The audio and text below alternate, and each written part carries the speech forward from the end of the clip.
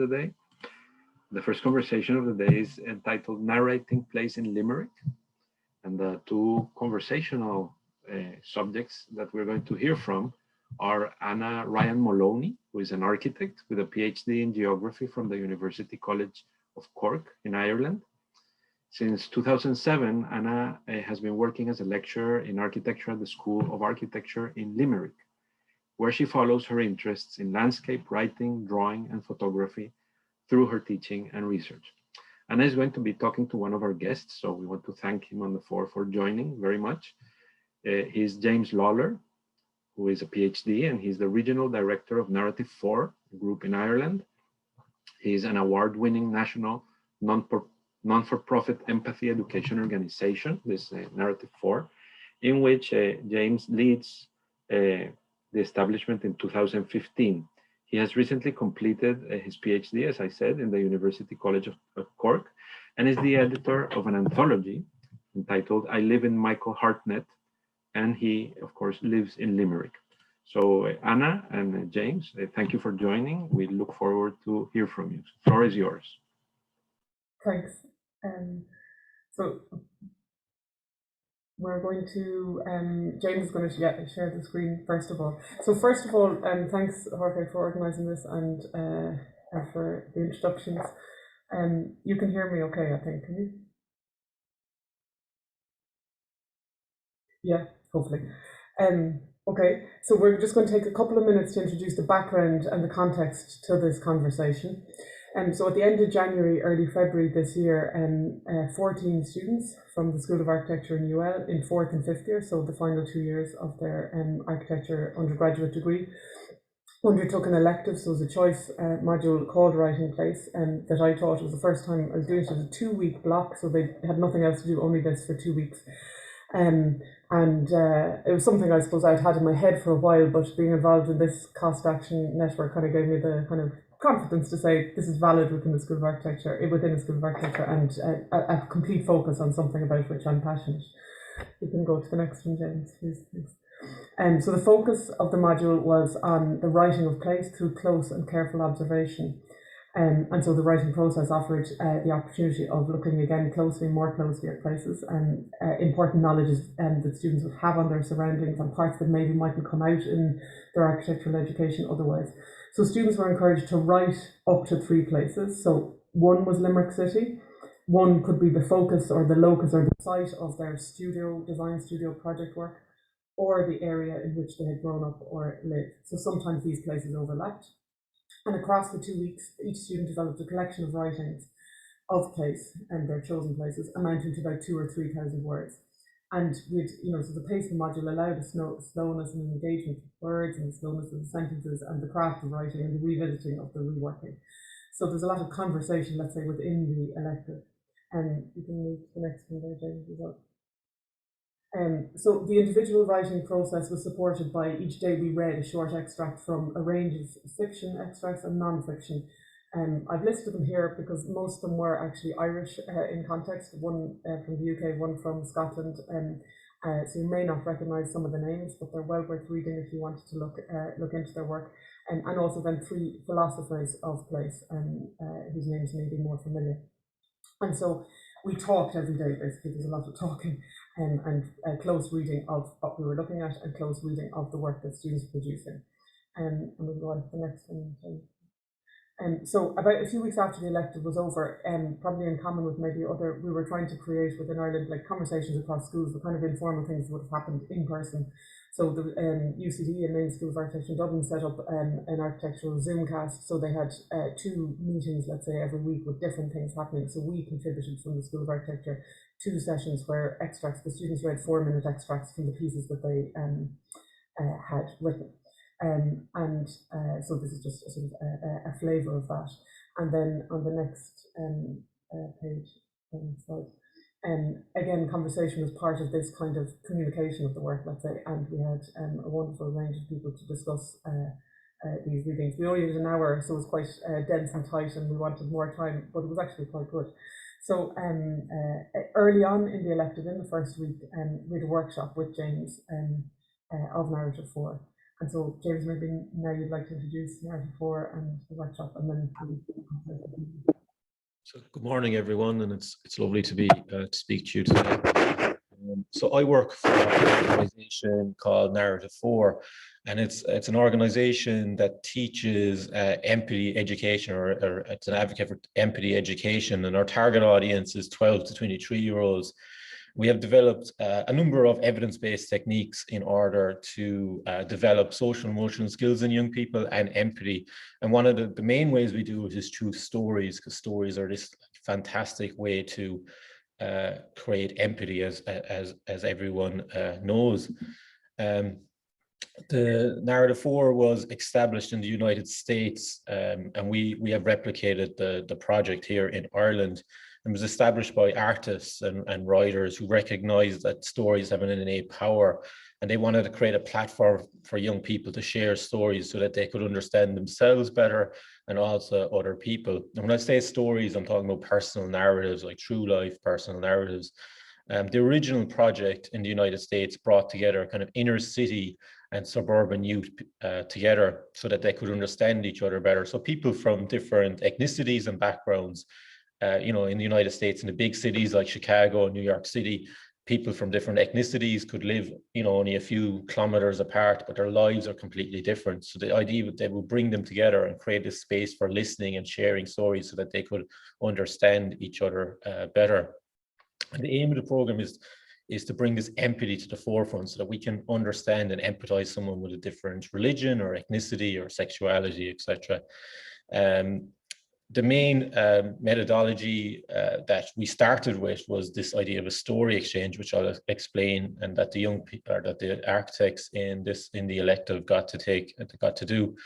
The program, this story exchange, allows people to see different perspectives, break down barriers between people, and build capacities for empathy. And they use this telling their own stories, because stories are this really powerful tool that allows us to see the commonality of human experience. There's the course itself, the story exchange. So young people that do the program, they do a course on deep listening. They craft a story from their lives, and they kind of learn a little about empathy. And then they take part in the story exchange, where they sit with another young person and they exchange a story from their lives. It's just a short 5-minute story, and it just has to be important to them. It doesn't need to be like their defining story. And they listen and they can take notes, and then they come back into a larger circle and they retell their partner's story in the first person. And of course, this can be done really easily online now. We did it online for this module. And essentially, it creates this space for deep listening and a safe space to kind of exchange stories and just to get to know each other and reflect. And the program is an evidence-based module, or evidence-based model. And Yale did a study of it, and they found that schools that were running this program, that the students felt more accepted and cheerful and confident than schools not running the program. There was less recorded incidents of bullying.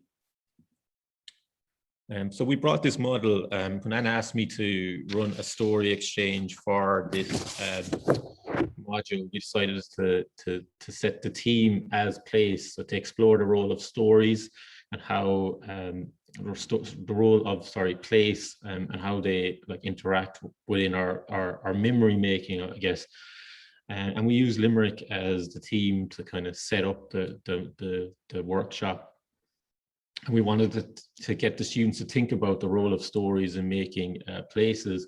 We also wanted them to think about just the power of stories, and how storytelling is just this very kind of universal human activity. Storytelling as this activity that kind of binds us together and gives us a sense of identity, and how our minds are kind of evolved to process information through stories, which gave them a few examples of that. And myself and Anna models, we took part as well. We modeled the stories. And as I said, we use Limerick as kind of this place, and both our stories were based here to just give, because it was something that we all shared shared in common. And that's just some of the literature quote there from Frank McCourt. And here were some of the prompts that we used that we gave to the young people to start to think about. And I think we distributed it before the workshop, so they had time to think about it. And so the prompts were like, tell a story or a powerful, vivid memory of a place is important to the memory. Tell a story of an important experience that was significant in your life, where the place it happened is important to the experience.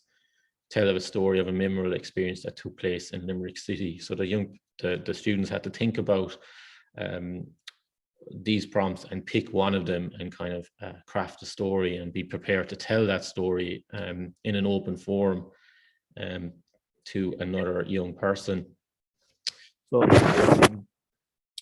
Anna, how did this workshop, you think, impact the elective module? Well, it actually, thanks James, it worked great. It does actually do what it says in the tin, if that makes sense. I participate also, as James said, and so these were a group of students that I hadn't actually taught before. Normally you kind of encounter people across the course of their number of years, but just the way it was. So it set an atmosphere, it kind of, it broke down a kind of sense of staff and student. It worked extremely well on Zoom actually, because everybody was in their student accommodation bedrooms, and it kind of allowed me an insight into parts of them that I wouldn't have had, and vice versa. And there was a sense of trust. You could just sense that. And no judgment, because often in the process of education there's always the sense of you're offering an opinion on something or improving something, whereas it was equal, I suppose. And so that was very good. It offered starting points for some of their actual written work, which is also nice. But it validated their personal experience, I think, which is important. And sometimes, again, in the process of education or in architectural education, there's so much to learn, and it just allowed a point where this could be drawn out. Actually, it was great on that front. And in tandem with the texts that they were reading, so the things that I listed there, which are all actually quite personal or memoir-like, I suppose, in their engagement with place, it resonated very strongly actually, and it was really great.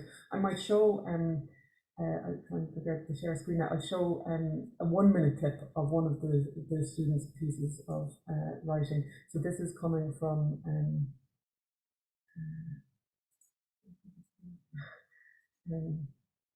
can you see my screen? Not yet. Not yet.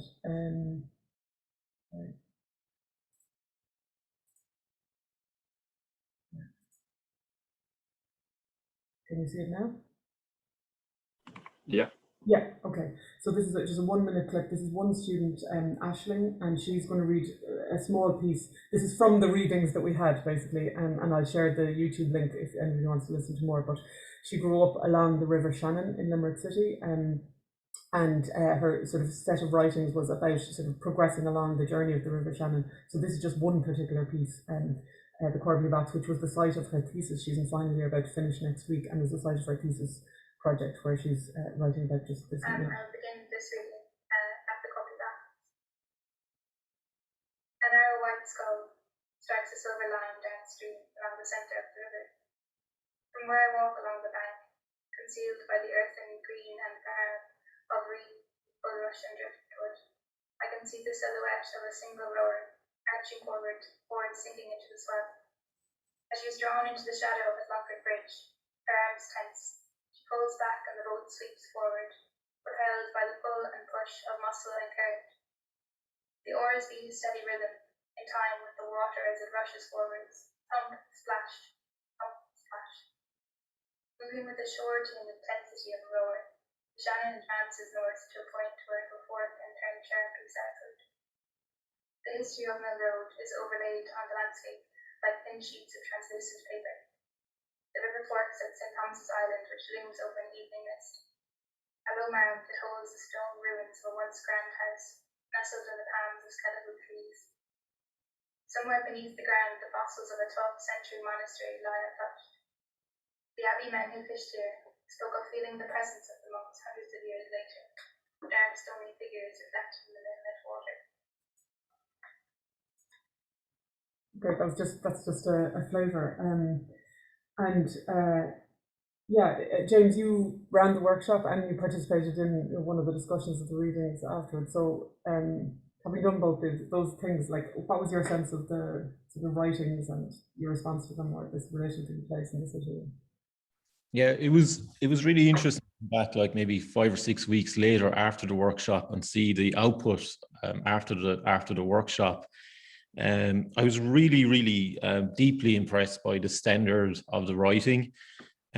The students, they kind of demonstrated this deep empathy for the places that they wrote about in the final reading workshop, and empathy not only for the places but for the landscape and for the layered history that encapsulated the places, and that came across like, student after student, and it was really, the standard was so strong, that even 6 weeks later now I'm still thinking about it myself. Like Anna were talking last week and I was like, I remember that student, one student um, wrote this piece where he was moving between his local place Laois, where he lives, and Limerick, and it was the piece of writing was just moving seamlessly back and forth because that was his life at the moment, moving between two places and telling this story of this kind of transient kind of existence, and waking up in a house that had single glazing, and then the coldness of it, and then going home at the weekend and having that warmth, but also telling the history of the city and how he merged all these things together. It was actually brilliant. I was really, it was just so nuanced, and I was really, really impressed by it, and the way that they looked at, and the sensitivity of how place was treated with, like each student really, really understood the brief, and actually maybe went beyond the brief really, and they just really, like, I got something from it, like I learned from it that day listening to the students. Yeah.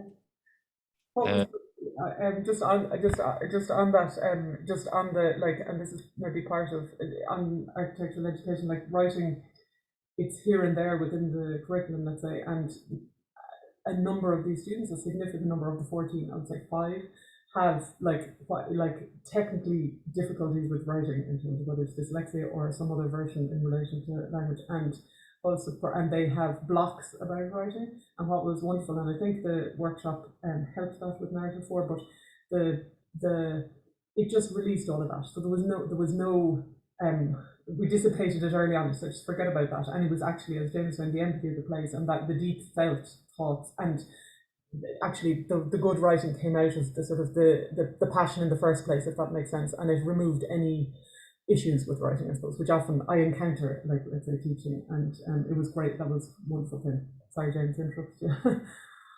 Well, I just want to ask you a question, and so what are the next steps? Where do we go from Yeah. here? So, like, there's a few thoughts.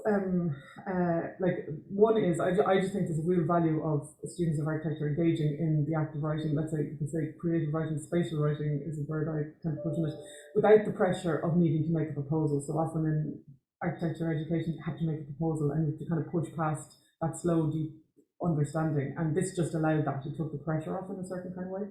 And so I'd like to develop this module more. With Narrative 4, I was thinking like that maybe next year we could involve some of the teenagers that you work with already, and maybe some older residents of the city, like older people who maybe have time to engage. So 3 different groupings.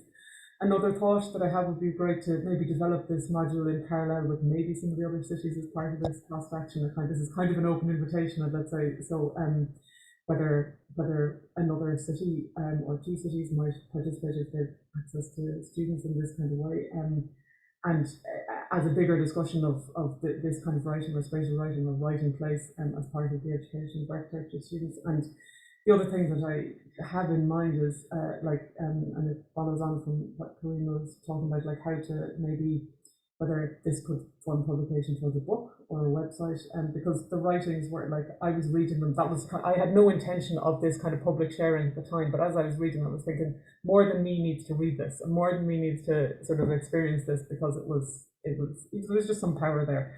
And so, James, like, what kind of options would you see, for Narrative 4 going forward, either with other cities in this, or even just with Limerick, or in terms of further workshops? Or Well, I suppose part of our remit is that we train educators to run the story exchange. We train online. So I suppose one option is maybe to do a group training if people, a group of educators was interested in different schools across Europe. I suppose another, and then just at a local level, we have done intergenerational story exchanges before, and I think that they're really powerful as well in terms of learning about a place where someone who has seen the change within their own lifetime and are able to articulate that. I think that might be interesting to explore in the short term, maybe at a local level, and see what comes out of that. But to just reiterate your points, I think the writing, it would be amazing to see it published somewhere, whether that was a blog or a publication, because the standard was just so amazing, really. So I think I'd love to see it published somewhere. The students kind of it probably would be good for their for as an output for the module. I think that would be really good as well. Yeah. Thanks, James. Thanks, everybody. That's our time. So, yeah, thank you. Thanks, Patrick.